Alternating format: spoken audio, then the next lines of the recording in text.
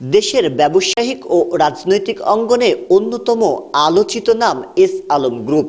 তাদের মালিকানাধীন বিভিন্ন প্রতিষ্ঠানের ব্যাংক অ্যাকাউন্ট ও কার্যক্রম নিয়ে যখন কঠোর তদন্ত চলছে, ঠিক তখনই বিটিআরসি থেকে মিলল নতুন এক সবুজ সংকেত। এই অনুমতির বিশেষ দিকগুলো। এর আগে অনিয়ম ও বিশেষ কারণে তাদের কার্যক্রম স্থগিত করা হয়েছিল। এখন আইনি ও প্রশাসনিক প্রক্রিয়া শেষে পুনরায় কার্যক্রম শুরুর অনুমতি মিলল।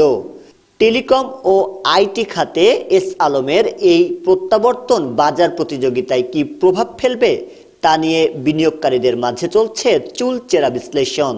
স্বচ্ছতা নিশ্চিত করতে এবং আইনি বাধ্যবাধকতা মেনেই কি এই সুযোগ দেওয়া হলো, নাকি এর পেছনে রয়েছে অন্য কোনো প্রশাসনিক কৌশল? একদিকে পাচারকৃত অর্থ উদ্ধারের চেষ্টা, অন্যদিকে কার্যক্রমের অনুমতি। এই দ্বিমুখী পরিস্থিতিকে আপনি কিভাবে দেখছেন? এস আলম গ্রুপের এই প্রত্যাবর্তন কি দেশের অর্থনীতিতে ইতিবাচক ভূমিকা রাখবে?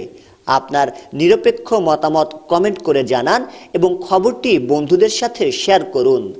শাহরিয়ার হিমেল, ডেস্ক রিপোর্ট, নবরূপ টিভি।